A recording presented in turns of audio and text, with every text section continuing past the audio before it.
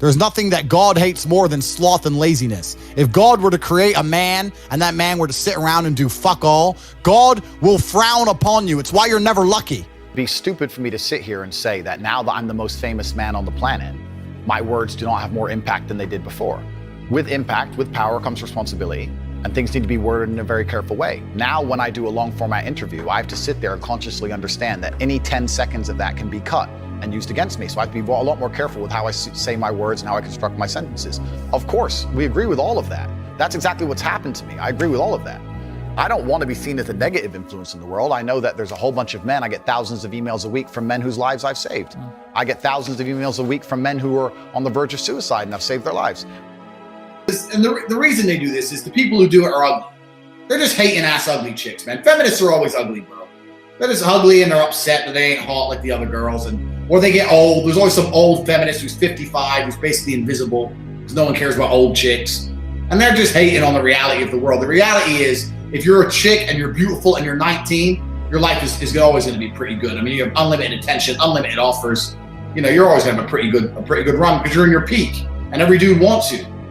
But that's how it goes. I mean, that's just the nature of the world. But they're trying to attack it from every single angle because they're trying to break down the family unit. Because if you break down the family unit, you can break down the country, and you can just destroy everything from the ground up. They're just trying to turn everyone into mindless consumer slaves, just little buying stuff from Amazon.com, taking their antidepressants and jacking off to Pornhub.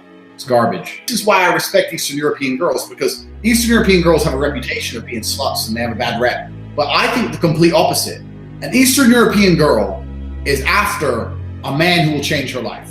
So either she's a hoe and she wants to go straight hooking to get money. She'll go to a strip club and she'll say, okay, pay me. Or she's looking for a guy of status who she believes if she marries will genuinely actually be able to take care of her. So one way or another, they're gold diggers. But I think if you're a beautiful woman, this is an intelligent take. It's much better than being a Western girl who's hot and banging some dude who's on the dole smoking weed and be like, oh, but he's funny. He makes me laugh. Like, who cares? Like, and then you end up with like 20 dicks deep and you just banged a bunch of nobodies. Like, I have much more respect for these girls in Eastern Europe. When I see some Moldovan 21-year-old in Dubai on a billionaire's boat, I'm like, well, she's a smart chick. I don't blame her at all. I do the exact same thing. I think they're just more clever with their femininity, and they understand that beauty is a path to get a lot of things you want, and you have to use it cleverly and not just throw it all over the place. So absolutely, man, the West is all messed up. And I don't know, I'm not a woman hater. I definitely don't want to bitch about them in any kind of way, but trying to find a woman worth marrying in the West is extremely difficult. It's near on impossible, and that's the reality of it. And that's what I say in my PhD course, because I have a lot of people come to me saying, if you believe in the decline of the West, why are you teaching guys to run out there and sleep with all these girls? That's ruining the West. And I say, no, the West is already screwed. What I'm teaching guys to do is, if you want to find a woman worth having, you need to tear through 100 chicks first. You want to find a brilliant, beautiful, kind, gorgeous, good person who's submissive and nice to look at, and she really is the one for you. You need to sleep with a whole bunch of girls before you're going to get that girl. So what I'm actually teaching in my PhD course is, look, if you're a man, you want to have a happy relationship, you still need to sleep with a bunch of girls first, because you're just not going to find them any other way. There's no other way to find a quality girl now. They're not just waiting around for you to get them. You got to tear blood and look for them. I mean, if you take the wrong path as a man, your life can be destroyed. But with a man, that's risk versus reward. With a man, you have the ability to have it better than most women will ever have it. Like if you're the top 1% or the top 5%, whatever, of men, life's great. I'm not gonna lie, like, I have no trouble with women. Women don't trouble me. I get any woman I want. My life's good. But I understand from the other side how bad it can be. So it's just putting yourself in the right position and understanding the game. But you're right. If you follow the path, if you marry some girl and you barely know her, you have kids, and you stop having sex, you stay with her anyway, and she disrespects you, you put up with it, and then she divorces you and she cheats on you. I mean, that's a tough way to learn life lessons, man. You got to learn a different way. You got to tear through a whole bunch of girls and be able to identify. In my PhD course, I teach guys, how do you tell a quality woman from a bad woman? Your heart. I know I am the best version of me that could possibly ever exist. I know that God is proud of me. There's nothing that God hates more than sloth and laziness. If God were to create a man and that man were to sit around and do fuck all, God will frown upon you. It's why you're never lucky. If you're listening to this and you think I'm never lucky, I'll tell you why, because God dislikes you because you're fucking lazy. Start to work. Start to show God the beauty of his own creations. You'd be amazed how lucky you'll become. Wow. God is unhappy with these people. And inside their hearts, they're unhappy. We talk about depression, anxiety, all those things you mentioned earlier on this podcast. That comes from self-loathing. You loathe your own weakness. You loathe your own laziness. This is what all of these things are. I don't feel depression. How can I feel depression when I'm the most powerful version of me that I could ever fucking be? How can I feel depression when I could squeeze my own hand hard enough to break my own bones? How can I feel depression when I've smashed and destroyed 68 people's faces in front of me, men who thought they could test me in fair combat?